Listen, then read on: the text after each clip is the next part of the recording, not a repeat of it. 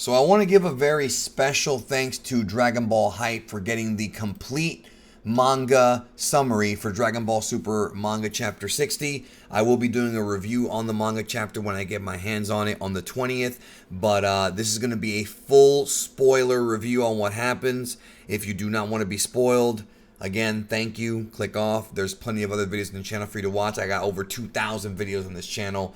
Majority of them are evergreen, so check that out. But let's go ahead and we're going to dig into the translation of the manga chapter, what happens, and for sure going to discuss my thoughts on this. And of course, I'll give my review. My full review will come when the manga chapter drops. So he writes here, Miras and Whis notice that Goku doesn't follow the initial plan as he starts using his full power, followed by Moro. Which again, people were complaining about this, like why is Goku powering up? He's not supposed to do it according to what Miras and Whis are saying. So the fans have a thumbs up on that one. Says here, Moro gets pushed away from their energy collision, which Gohan finds promising. After Goku lands some hits on Moro, the GOAT fights back. Witnessing Goku's full power, Moro concludes that he will definitely win. So Moro, he knew, and I really like him as a villain because he's presenting new challenges, man. He's there. So it says here on Beerus' planet, Miras is worried about whether Goku can keep the Omen like this, but Whis wonders if Goku could even drive Moro into a corner by following the original plan by saving energy. So the angels are giving up on Goku, or at least, criticizing him, I guess you can say. Miras admits that he underestimated how far Moro could increase his power. Goku noticed that as well and went for a gamble with full power.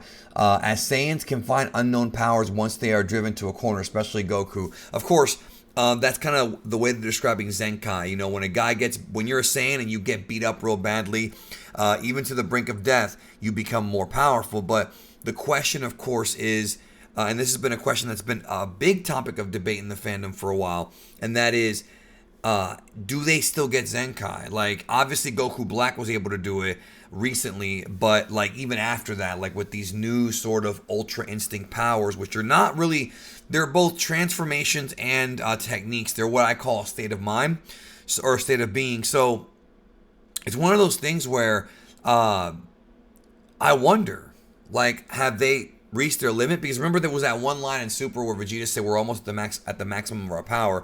Now, obviously, that line was has to be retconned or definitely wrong, because in the Goku Black arc, Goku and Vegeta kept getting stronger and stronger and stronger, and then in the Tournament of Power arc, again, they kept getting stronger and stronger and stronger. So, what is their limits? Who knows? Who knows? Anyways, let's keep going here. So on Yard Draft, Vegeta succeeds learning that certain techniques, it just says that certain techniques, we don't even know what it is yet. They're going to tease what it is for the future, and leaves many little Yardratians with no power on the ground. So that's good. That means that he's really mastered it. Paibara is happy that Vegeta made it and heals his friends. Vegeta senses that the Earth is still fine and asks Paibara to teleport him there.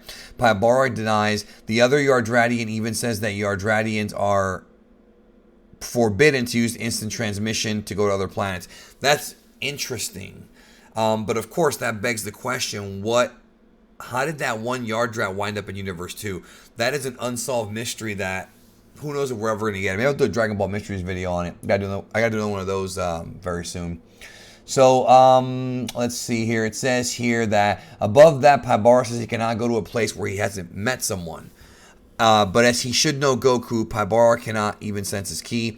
Vegeta figures that Goku must be using UI, which can only be sensed by the god. So I don't recall them ever saying that UI can only be sensed by the god. I remember God Ki at one time could only be sensed by gods, but then in the Dragon Ball Super anime, Frieza sensed it. Which again, I've talked about this in the past, and I'll just reiterate. Back to the whole canon thing. Like, Toriyama's notes are for Super, for both Toyotaro and for Toei, are very, very vague. So what happens is Toei and Toyotaro put in their own stuff, their own sort of, layer of story, or their own characters, like Kale, for example. Vegito Blue was a Toei idea. And basically, sometimes when they put this in, they kind of lose track of what Toriyama wrote. So we may never know exactly what Toriyama wrote. Unless Toei releases the manuscripts, we may never know. Presumably the manga is closer to his vision, but that's not a guarantee either, So Dragon Ball Super, and this is the truth, is very, very corporate now. Whether you like it or not, for better or for worse. So that's why I'm saying that you'll have plot holes because they have different writers and things like that. Now, in this case, I just don't recall them ever saying that UI can only be sent by gods. I do not remember that. If anybody in the comment section knows what episode of Super or what manga chapter that was said, please let me know, because I'm not saying it's wrong. I just don't remember, being honest with you. It says here,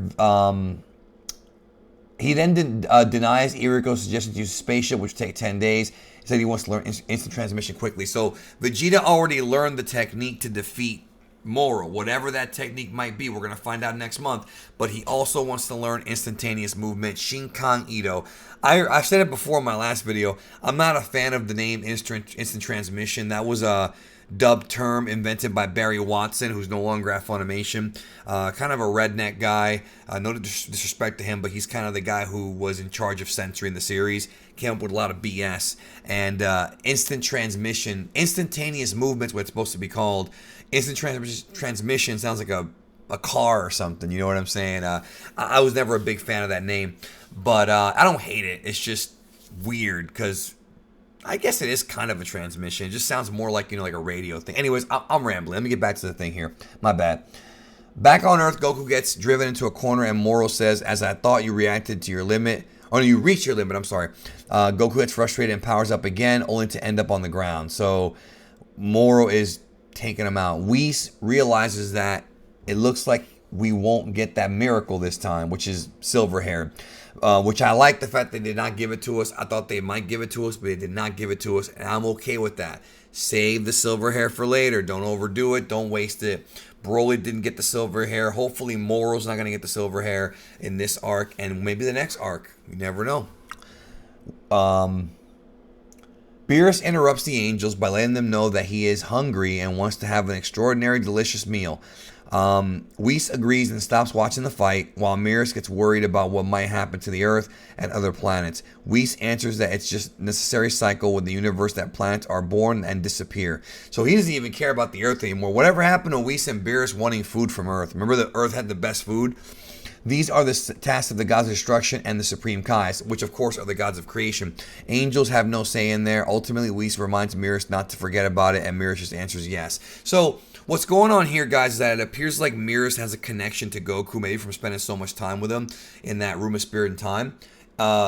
Hyperbolic time chamber, whatever. Another word that Barry Watson came up with that makes no sense. Hyperbolic is like hyperbole, like when you hype something up. Has nothing to do with... Well, I think what he meant to say was hyperbaric, which is like the chamber that like Michael Jackson used to sleep in to like heal you. Like that's what I think they were trying to say back in 1999 when they were dubbing Dragon Ball Z, Funimation. But it's not, it's hyperbolic, but I think the guy meant hyperbaric. Barry Watson's not very smart. So anyways, but back to my point, the training that was done, right, I guess Beerus got close to Goku during that time, and because of that, it looks like he might have a soft spot for him, you know what I'm saying? And he might have a soft spot for the Earth. I'm just surprised that Whis could be so callous about it, considering how much they cared about the Earth in Resurrection F. They brought it back because the food was so good. I always thought that the Earth was safe as long as they keep making food. As long as Bulma keeps giving them food and sushi and all that, I thought the Earth was saved. Maybe not. Who knows? Goku gets pushed on the ground again, losing Omen. As Moro is about to absorb Goku's energy, androids 17 and 18 intervene. We talked about that in the last video. I actually showed y'all the manga panel. 18 says that if he wants to absorb the life energy, Moro can try getting theirs. So we're going to talk about this here in a minute. Moro acts surprised that Earth even has technology to create artificial beings. But that's the thing, though. They're not artificial beings. 17 and 18 are humans that were upgraded. They used to be Lapis and Lazuli. They were these teenagers that Dr. Gero, thanks Barry Watson again. This is not the Barry Watson. I'm not burying Barry here. It's just funny to me. But anyways, so Gero upgraded these humans, but they have an ability to hide their ki. Because they're not fully like key users. We'll talk about that in another video, like I said, because I have to really sit down and plunk down and write that video out. Because I need bullet points for that one, because it's going to be a little tricky. But it looks like Moro cannot absorb 17 and 18, or at least not as easily. So it says here, on Yard Draft, Vegeta attempts an instant transmission and ends up in a trash bin. Okay, so that must be the whole like it was in that tub thing. Now it makes sense. Okay. As he gets reminded to try sensing the spirit properly, he and Paibara notice that Goku lost his UI form. Uh-oh.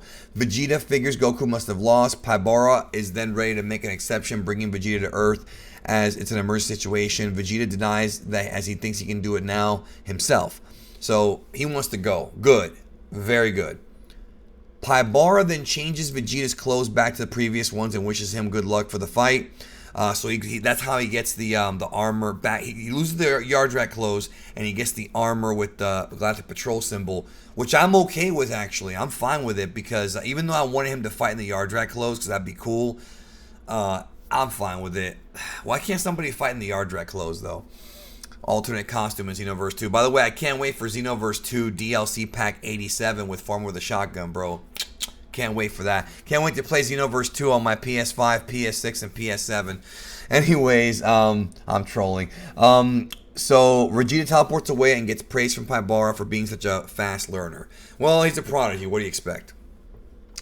On Earth, the androids keep fighting Moro, who realizes that he cannot absorb their type of energy. Boom, called it. The androids, on the other hand, wonder about Moro's strong body. Gohan and Piccolo won't intervene as it would only make Moro stronger. Yeah, because he can suck them. Pause. Then finally, Vegeta appears in front of Goku. They have a quick exchange about what happened to UI. Vegeta using instant transmission, which he doesn't intend to use a second time as he doesn't want to steal Goku's special technique. So everybody talking about, oh, Vegeta's going to just copy Goku. No, he knows the move, but he doesn't want to steal it. However, if you ask me, he should steal it. You want to know why? Because instantaneous movement, instant transmission is a very, very useful technique in battle. You can go places with it, with teleporting, the warp Kamehameha. Like, I did a video a long time ago with Kendamu about Goku versus Vegeta, who would win based on techniques as opposed to power. And Goku wins because of the fact that he knows the instantaneous movement. It's very useful. So why won't Vegeta use it? It's kind of boneheaded, but that's a pride thing. That's a pride thing. But that's Vegeta, right? That is somewhat in character. So then he asks 1718 to change with him. Vegeta and Moro have a little chat with the Saiyans, asking, "Did you have fun fighting weaklings?" That's wacky. Vegeta then transforms to Super Saiyan Blue, confidently saying to Moro, "Someone stronger than you is right here." Gohan notices that Vegeta uses the same SSB as an intermittent power, which is, of course, the upgraded full power Super Saiyan Blue, not the regular Super Saiyan Blue.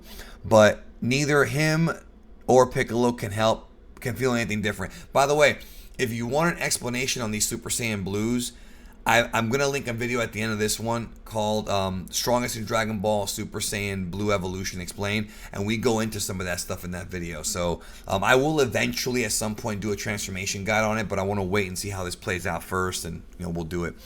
Anyways, back to this. So it says here that the fight between Vegeta and Moro begins, and that's it. That's the end of the manga chapter. So if you ask me, I will have my full review again in 2 days on the 20th, but I want to see the whole thing. I want to see how Goku loses, and it looks like Vegeta may indeed be the hero, or it'll be a victory. That's a combo thing.